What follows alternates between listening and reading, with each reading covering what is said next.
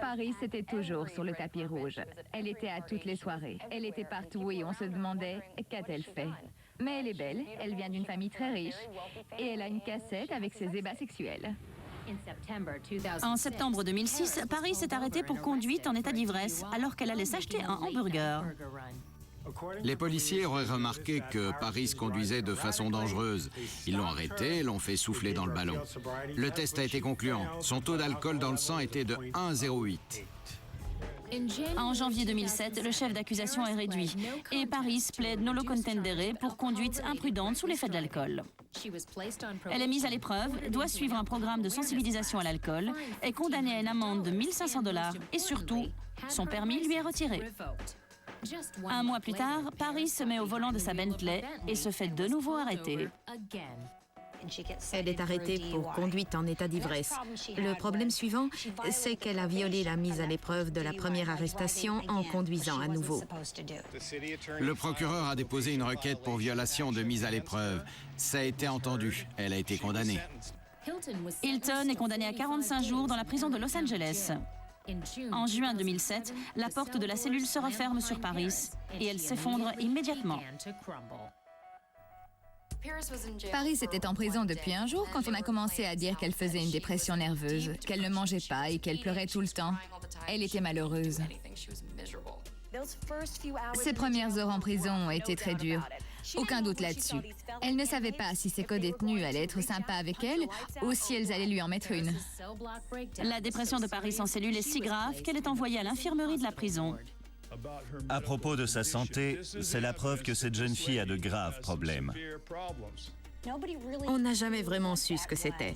Était-elle claustrophobe? Était-elle stressée? Est-ce que c'était une éruption cutanée? On n'a jamais vraiment su ce qu'était ce problème de santé. Le personnel médical du shérif et du comté a examiné sa dégradation croissante et m'a transmis un rapport avec l'assentiment de mademoiselle Hilton. Après 3 jours derrière les barreaux, Hilton est relâché et terminera sa condamnation à domicile.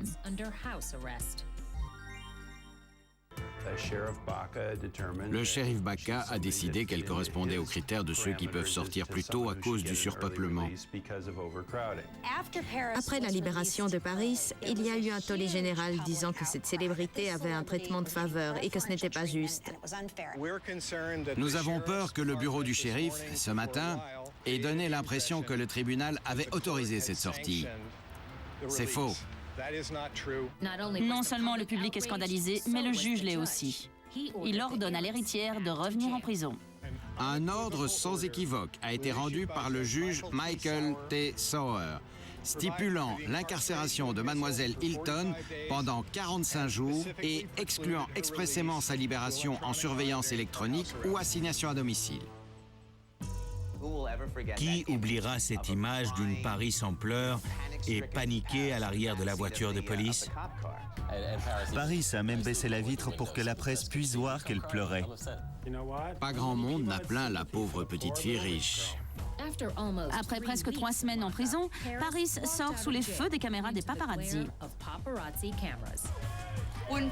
Quand Paris est sortie de prison, c'était fou.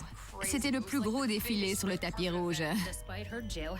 Malgré son épisode en prison, Paris fait partie des célébrités qui retombent toujours sur leurs pieds. Peu après sa libération, l'héritière signe un nouveau contrat avec un éditeur, obtient un rôle dans un long métrage et lance une nouvelle ligne de vêtements. Paris Hilton ne s'effondre pas. Paris Hilton est en évolution constante.